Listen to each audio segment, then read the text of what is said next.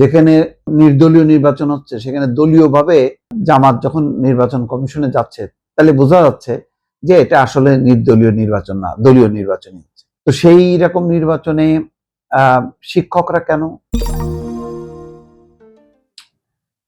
জামাত আজকে নির্বাচন কমিশনে গেছে এবং তাদেরকে স্বাধীন নিরপেক্ষভাবে কাজ করার আহ্বান জানাইছে।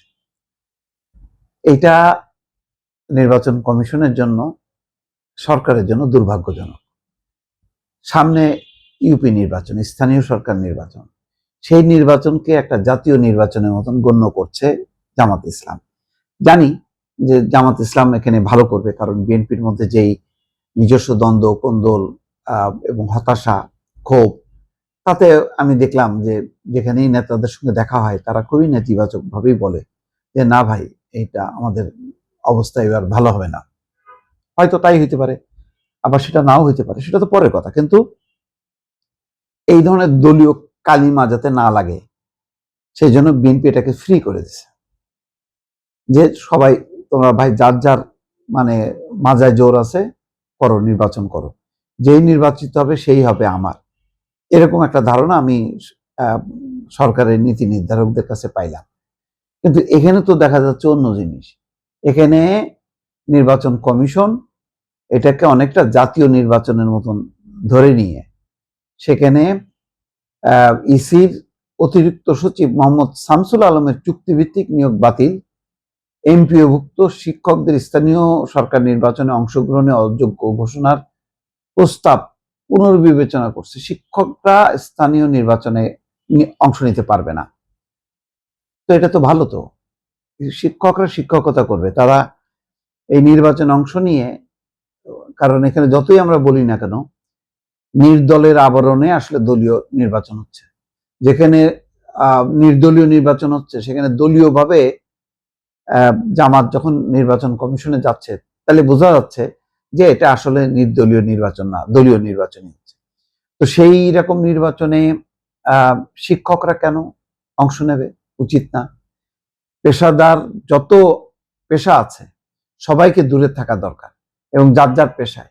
শিক্ষক এবং রাজনীতি এই যে একাকার করার এই কালচার থেকে বেরিয়ে আসতে হবে, নতুবা ভবিষ্যতে এটার অনেক মূল্য দিতে হবে এবং দিচ্ছে অলরেডি।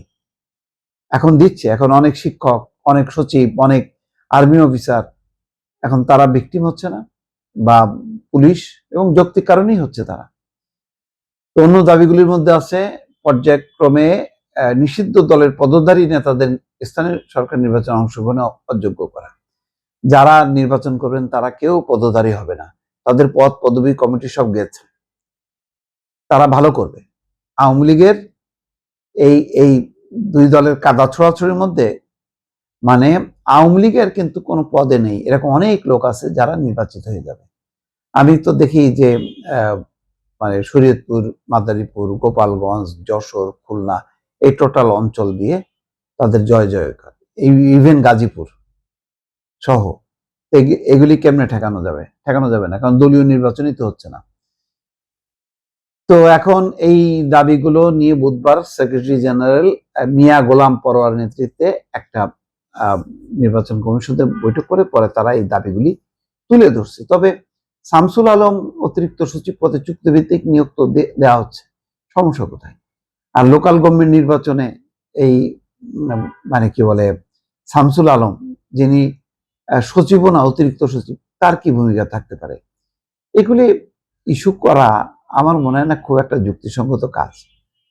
তারপর ইস্যু করে একটা মানে নির্বাচনের আমেজ, জাতীয় নির্বাচনের আগে যেভাবে মানে অ্যাক্ট করে দলগুলো, ঠিক সেইভাবেই করছে। এর ফলাফল কি হবে দর্শক বুঝতে পারছে না।